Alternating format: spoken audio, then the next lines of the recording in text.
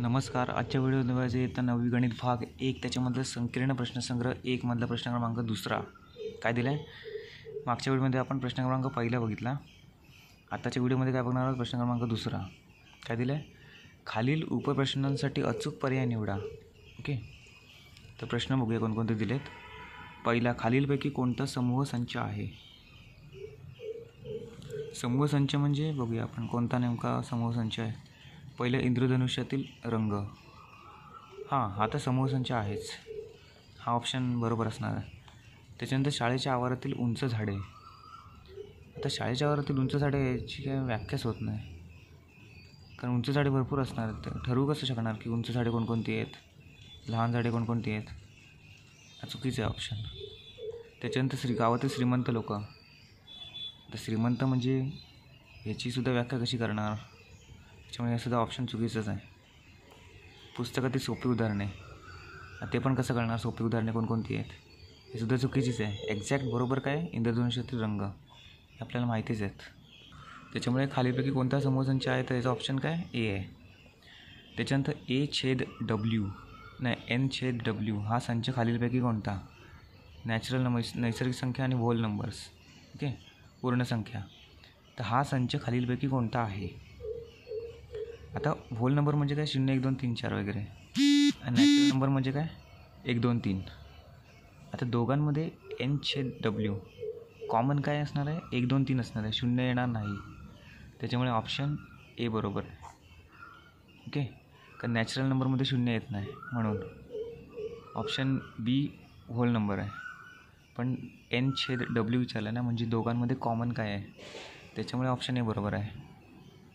म्हणून प्रश्न क्रमांक तिसरा काय दिला आहे. संच पीचा एक्स हा असा घटक आहे की एक्स हे काय आहे, इंडियन या शब्दातील अक्षर आहे.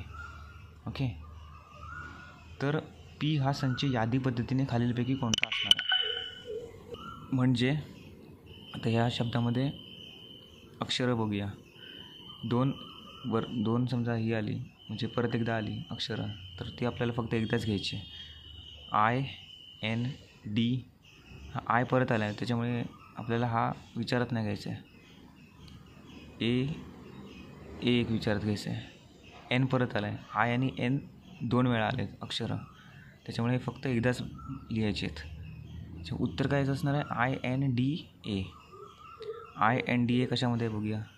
ह्याच्यामध्ये INDA फक्त ए नाही आहे, INDA ह्याच्यामध्ये, म्हणजे हा ऑप्शन बरोबर असणार आहे. ह्याच्यामध्ये INA आहे, डी नाही आहे, हा पण चुकीचा आहे. ह्याच्यामध्ये NDA आहे, आय नाही आहे, हे पण चुकीचं आहे. ऑप्शन बी बरोबर आहे. ओके, चौथा प्रश्न काय, जर संच टी बरोबर 1 2 3 4 5 असेल व संच एम बरोबर 3 4 7 8 असेल, तर काय टी संयोग एम बरोबर किती. म्हणजे दोघांना मिळवायचं आपल्याला. टी संयोग एम म्हणजे काय, किती असणार आहे. कॉमन आले तर ते फक्त एकदाच लिहायचे. दोघांमध्ये जर कॉमन आले तर ते एकदाच लिहायचे आहेत. 1 2 3 4 5 हे आपल्याला लिहूनच घ्यायचे इथे. 1 2 3 4 5 आणि काय 3 4 एक ह्याच्यामध्ये आहेत, त्याच्यामुळे 3 4 फक्त एकदाच लिहायचे आहेत. 7 8 हा संच काय असणार आहे, टी संयोग एम हा संच आहे. हा 1 2 3 4 5 7 8. आता ह्याच्यामध्ये बघूया आहेत की नाही तो हा संच. 1 2 3 4 5 7 आहे, 8 नाही आहे, हा चुकीचा आहे. 1 2 3 7 8 आहे, 4 5 नाही, हा पण चुकीचा आहे. 1 2 3 4 5 7 8 1 2 3 4 5 7 8 हा बरोबर आहे, म्हणजे ऑप्शन सी बरोबर आहे. 3 4 हा चुकीचाच आहे. अशा प्रकारे प्रश्न क्रमांक दुसरा सोडवून झालेला आहे. धन्यवाद.